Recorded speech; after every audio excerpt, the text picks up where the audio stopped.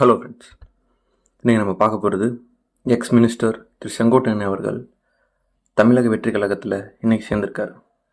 இது யாருக்கு நல்லது யாருக்கு கெட்டது அப்படின்னு பார்ப்போம். அதுக்கு முன்னாடி திரு செங்கோட்டையன் அவர்களை பற்றி பார்ப்போம். 20 வயசில் தன்னோட அரசியல் பயணத்தை ஆரம்பித்தவர் ஃபஸ்ட்டு சத்தியமங்கலம் தொகுதியில் நின்று ஜெயிச்சார்.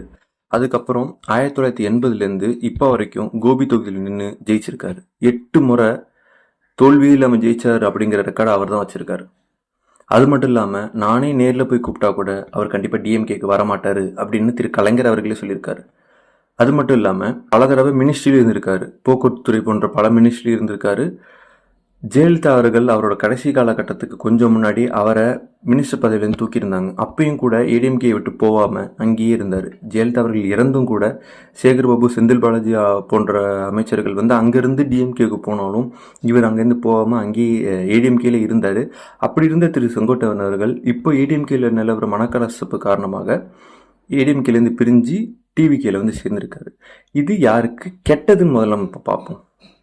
இது ஏடிஎம்கேக்கு தான் கெட்டது. ஏன் ஏடிஎம்கேக்கு கெட்டதுன்னு சொல்கிறேன்னா, ஏடிஎம்கேவோட ஸ்ட்ராங்கான ஒரு ஏரியான்னு பார்த்தீங்கன்னா கொங்கு பெல்ட் பிளேஸ். எப்படி சொல்கிறேன்னா, கோயம்புத்தூர்,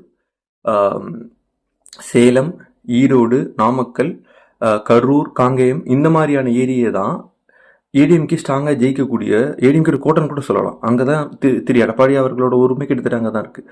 அதனால் அதில் ஒரு ஊரான ஈரோட்டில், கொங்கு பெல்ட் ஒரு ஊரான ஈரோட்டில் இப்போ ஒரு பெரிய ஓட்டம் விழுந்துருச்சு. இது கண்டிப்பாக ஒரு சலசலப்பை ஏற்படுத்தும். அதனால் இது டிஎம்கேக்கு பெரிய நஷ்டம் கிடையாது. ஏன்னா அவங்க கொங்கு பெல்ட்டில் அவ்வளோ ஸ்ட்ராங்காக இல்லை.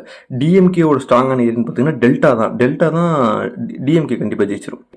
இது டிவிகேக்கு எப்படி சாதகமாக இருக்க போகுது? ஏன்னா இதுக்கப்புறம் தான் திரு செங்கோட்டையன் அவர்கள் சம்பாரித்து இதுக்கப்புறம் தான் பேர் புகழ் எடுக்கணும் கிடையாது.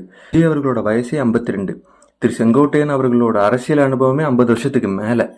சரிங்களா? அதனால் இதுக்கப்புறம் தான் ஒரு பணம், பேர், புகழ் செங்கோட்டையன் அவர்கள் சம்பாதிக்கணுங்கிற அவசியமே கிடையாது.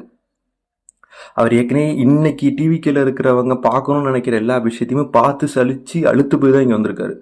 ஸோ அது அவருக்கு தேவை கிடையாது. ஆனால் டிவிகேக்கு ஒரு எக்ஸ்பீரியன்ஸ்டான பர்சன் தேவை. அதுக்கு கரெக்டாக செங்கோட்டையன் ஆப்டாவார். திரு விஜய் அவர்கள் ஆதவ அர்ஜுனா பேச்செல்லாம் கேட்காம, புசி ஆனந்த் பேச்செல்லாம் அவ்வளோவா கேட்காம, செங்கோட்டையன் அவர்கள் போன்றவர்களோட பேச்சை கேட்டு நடந்தாருன்னா 2026 டிவிகேக்கு ஒரு பெரிய எதிர்காலம் இருக்குது. பை.